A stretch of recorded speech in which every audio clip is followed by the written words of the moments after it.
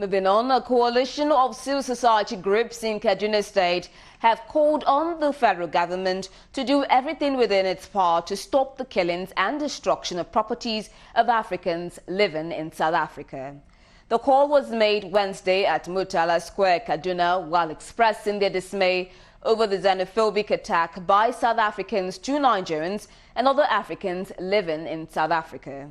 Speaking to newsmen, the spokesman of the group, Comrade Yusuf Amoke, expressed his dissatisfaction over the way South Africans are treating their fellow Africans living in their country.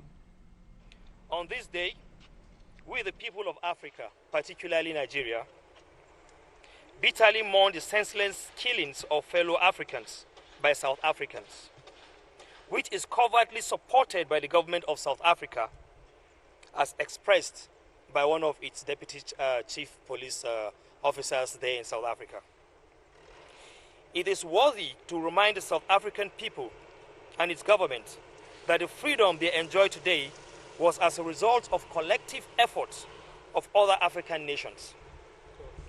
Most especially Nigeria, the actions we see today is either a result of ignorance of history or lack of appreciation of good gesture, which in my view, the latter is the case.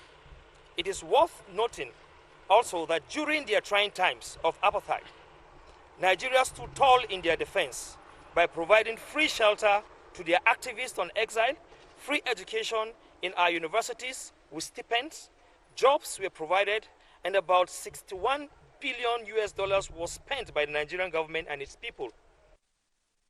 The Igbo youth leader, Kaduna State, Christopher Geoman, also described the xenophobic attack in South Africa as unfortunate. It's quite unfortunate. The question is, how many people need to be killed? That's the question. Is there a certain parameter of measurement before our government take action? How many people needs to be killed? Every responsible government will know that once one person is hot, every other person is hot. So it's unfortunate. Now it has gotten to a crescendo where anybody that is tagged in Nigeria, in fact, just tagged, it doesn't really matter if you're really a Nigerian. If you're just tagged in Nigeria and in South Africa, you're lynched. It's unfortunate. It is most unfortunate.